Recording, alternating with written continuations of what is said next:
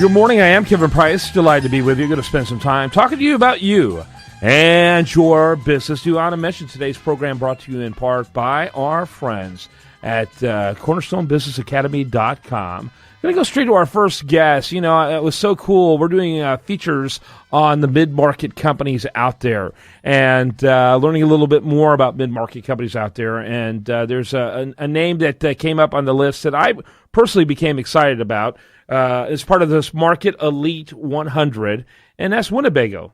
You know, I remember growing up as a kid seeing the Winnebagos, and they have their very own unique brand when it comes to what they do. And if you're not familiar with Winnebagos, I say shame on you. I bet you are, though. I've got Randy Potts. He is Chief Executive. He is exactly what is your position, Randy? I need to find out here. Chairman of the board, CEO, and president. Hey, you got a lot of hats. You must be tired. Yes. Randy, how long have you been with Winnebago? I've been with Winnebago a little over 31 years. 31 years. That's fantastic. And how long in this current capacity? Or any of these current capacities? About 3 years. About 2 years? 3. Oh, 3. Mm-hmm. What a great name. What a cool name. You know, what exactly does Winnebago mean? Do you know? Well, first off, it warms my heart to hear your recollection because, you know, the brand is very recognizable. So to hear you, start the segment with your recollections of Winnebago and your childhood is fantastic.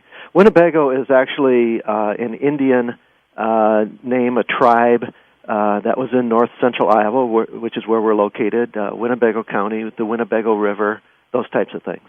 Yeah, very cool, very cool. And you're corporately located where? Forest City, Iowa. It's north central Iowa, about halfway between Des Moines and Minneapolis. Very good. Tell me a little bit about the current state of your company. I think that with a lot of the changes that have happened, really almost since September 2001, international travel on planes. I even think like the Ebola crisis. Yeah. All of those things kind of lend to what you do in a way. Yeah. Well, when you go back to September 2001, I mean you're covering a lot of ground after the tragedy in New York. Really, the RV business picked up. People wanted to travel in a safe, secure way. I mean, they just feel safe when you're driving your own home on vacation. And that was the beginning of a market that was very strong right up to the recession. And then the recession was just the opposite. It was very brutal to the RV industry. And that lasted 4 years. I mean, they were the toughest of times. And now we're in a recovering market. So, like I said, a lot of ground covered there. Yeah, you just got to be nimble, don't you? Yes, you do. How many employees does Winnebago have? Well, we are in several different cities. We're actually in 2 different states. We're approximately 2,800, a little less than 3,000. Very good, very good. And what would you say, what is it about Winnebago that makes it so, in fact, I'm not sure if I can name another RV company. You know, it's got such a distinct and unique brand to itself. What is it about Winnebago that creates that, fosters that? Well, initially, I think it was just the fact that Winnebago had such a strong presence very early in the growth of the RV industry, going all the way back to the 60s. That iconic look and the name just really stuck. In more modern times, it stands for quality. It stands for integrity. It stands for good service. We are typically the premium nameplate on the dealer's lots, and that's where we want to be. And all of that is hard-earned, and we protect that very carefully. Tell us a little bit about your being found in Chief Executive Market Elite 100. What was required to make that happen?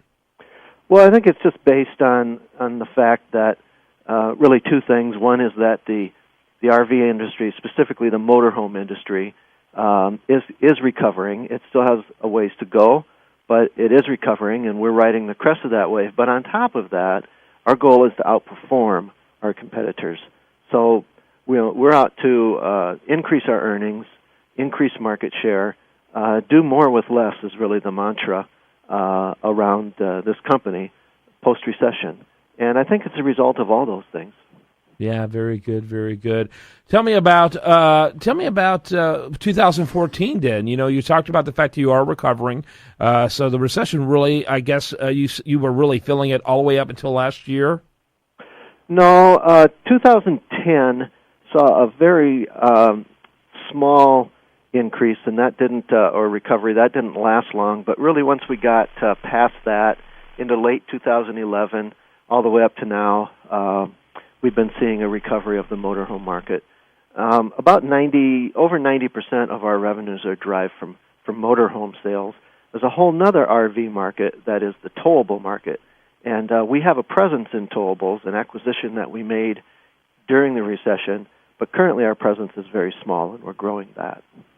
Well, I really appreciate you spending some time with us. It's just amazing. A company like Winnebago, a great brand, and really, it's one of those kind of cool things. I get as a kid, it'd be like talking to the founder of Six Flags or something like that. But as an adult, it's like really cool because it does bring back very fond memories. Randy Potts, Chief Executive Officer, President, and Chairman of one of the most iconic brands, and certainly the most iconic brand in the RV industry, and also part of Chief Executive Magazine's Market Elite 100. Thanks so much for being with us. Yeah, thanks for having me. You bet. When we come back, much more for you. Do want to remind you, best content here shows up over there at USDailyReview.com, and you're listening to The Price of Business.